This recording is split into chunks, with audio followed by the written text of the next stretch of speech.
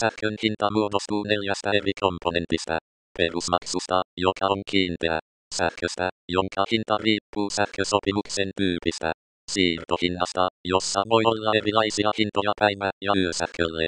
Sähköverosta.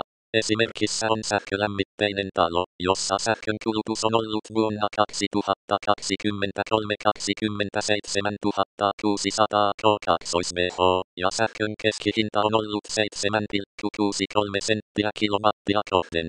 Esimerkissä sähkölaskun suuruus vuodessa on ollut 5237 euroa, joka tekee keskimäärin 436 euroa kuukaudessa.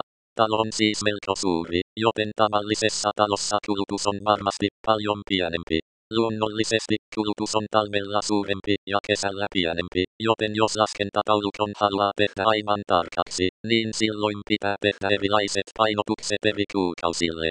Talossa on käytössä yö- ja päiväsähköt, joiden siirtohinnat ovat yölle kello 22.07 väliselle ajalle 5,9 senttiä kilowattia kohden ja päivälle 7,82 senttiä kilowattia kohden.